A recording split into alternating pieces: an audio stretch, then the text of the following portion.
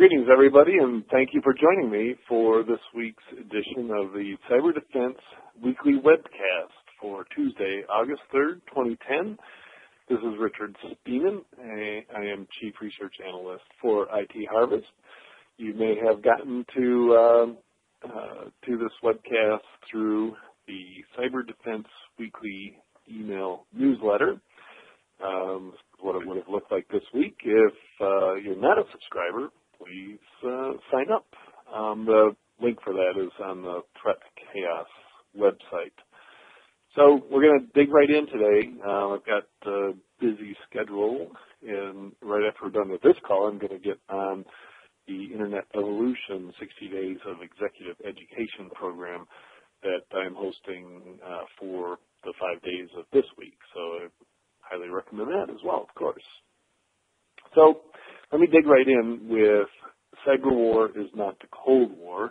This has been a common theme even since RSA the year before last, first RSA presentation or RSA season that had any cyber war presentations, mine and another one by somebody else, where they equated cyber war to the Cold War.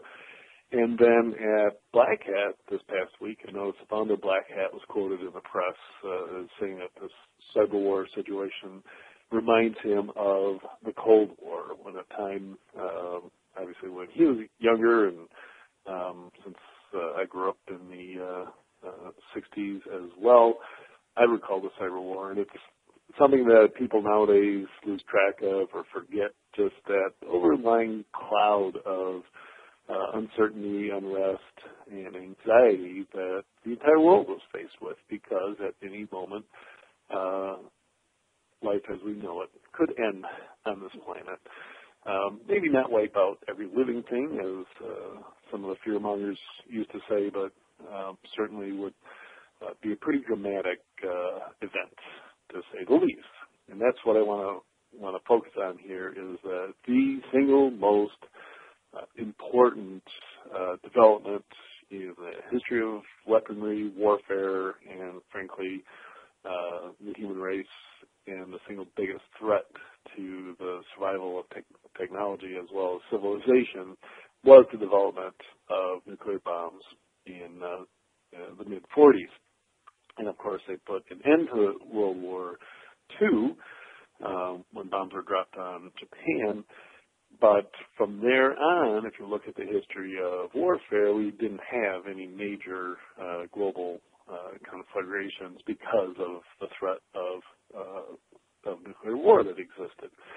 Well, in his book, Cyber War, the next threat to national security, that Richard Clarke and Robert Minke wrote and published this past April, they equate cyber war to the Cold War as well. They use the Cold War as metaphor for how we should react to cyber war, and it's something I actually object to. It's the Cold War was a massive buildup of nuclear weapons, space-based defense systems, missile launch capability.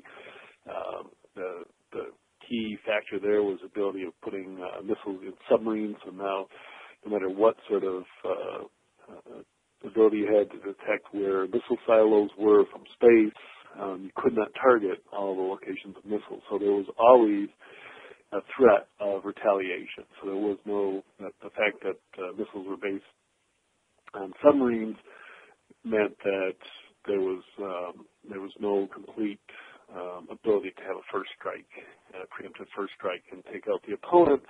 So we had this cold stasis that existed between primarily the United States and the Soviet Union.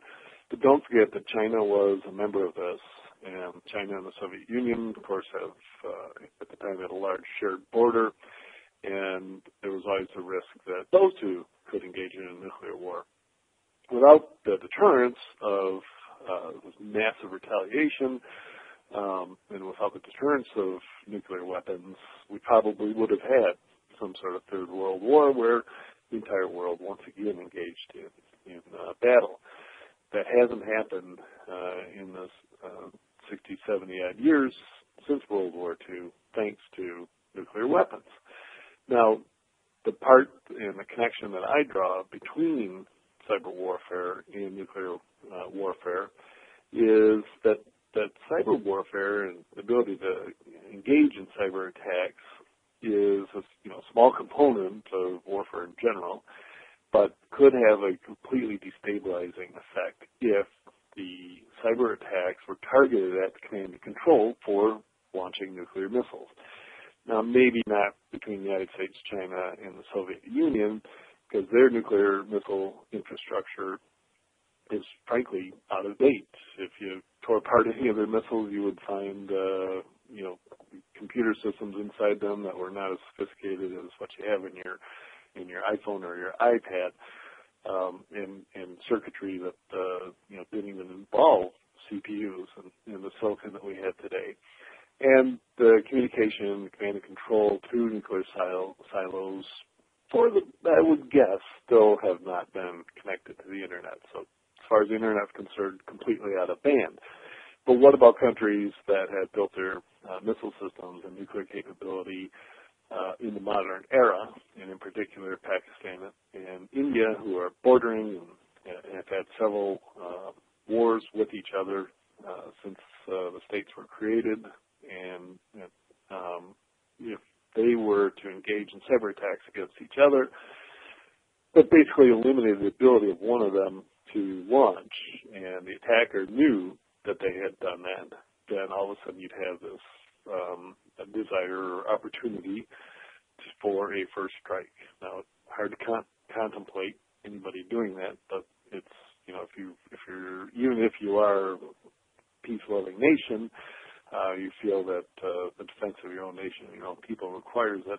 Who knows? People have done crazier things than that before. So my message is that cyber attacks and being vulnerable to cyber attacks could lead to the launch of nuclear missiles, and that is a huge, huge danger, but doesn't mean that building up cyber defenses and all the rest should be approached with a Manhattan-style huge investment, because it's not the cyber attacks that are going to debilitate a country's ability to engage in war or just a country's ability to survive.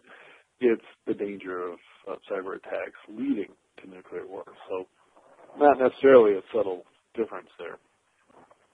So speaking of cyber war, how not to wage a cyber war. So at Black Hat last week, I guess I was not there, but I guess Charlie Miller, a security researcher and now consultant, a one-time contractor, I guess, for the NSA, just put on his propeller beanie and said, geez, if there were going to be cyber attacks, how would I do it? And he hypothesized in his presentation, if he had been hired by North Korea, just how he would use their supposed budget of $50 million to create a ability to attack the United States.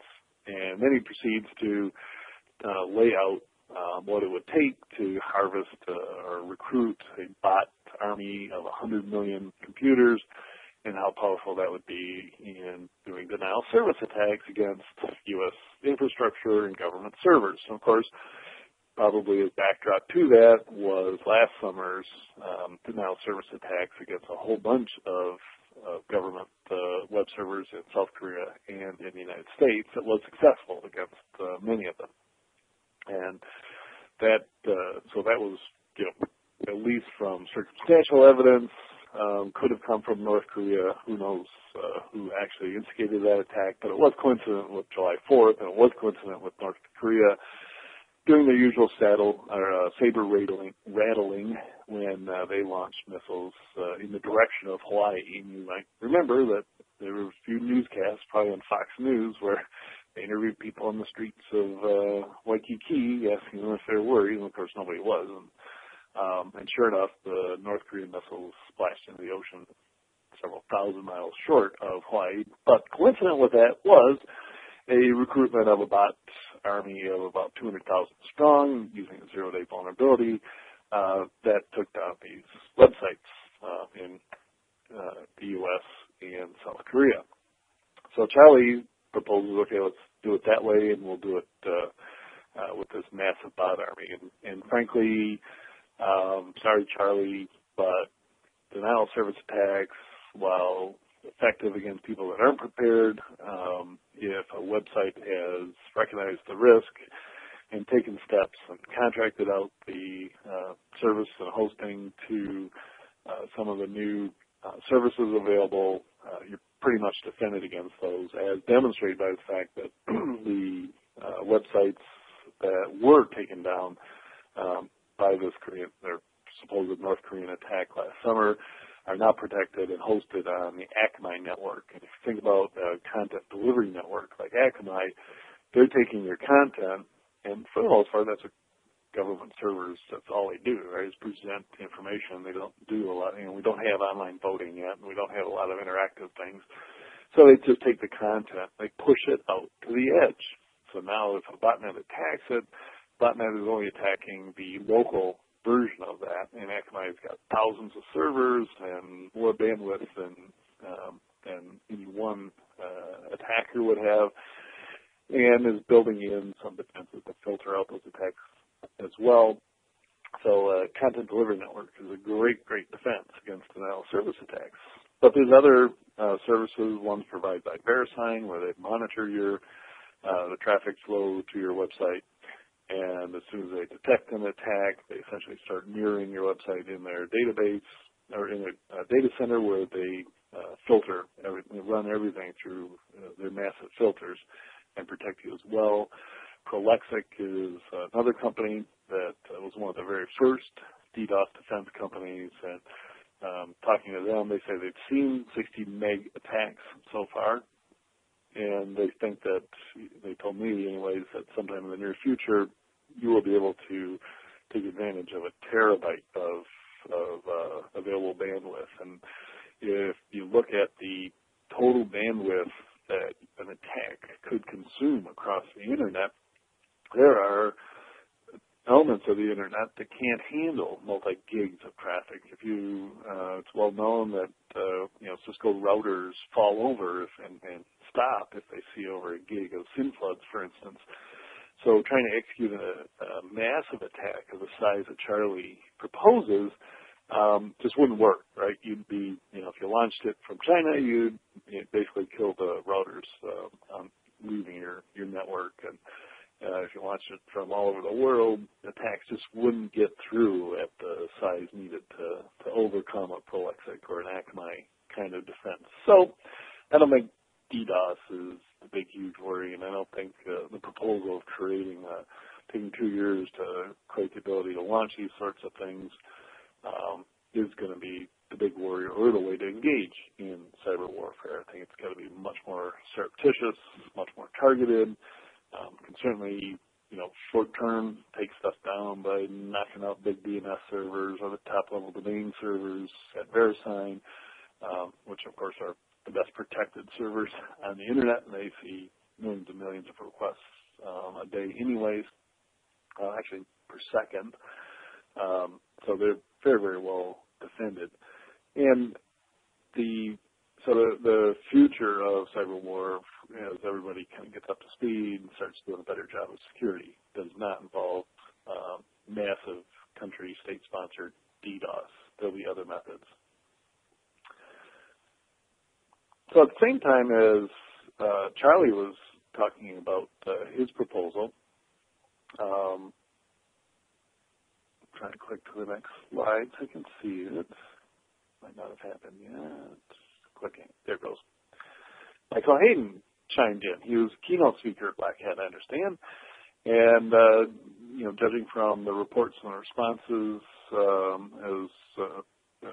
I think a pretty well-stated keynote address, even though I found it a little funny that he broke at least my number one rule of presenting, and that is never, ever address the audience as you people, which he did. It's just, not politically correct, and it immediately sets you as an adversary to your audience. Rule number 2 is, if you're speaking in Australia or south of the equator, don't say you people down here. Be a global citizen. Don't ever forget that where you are is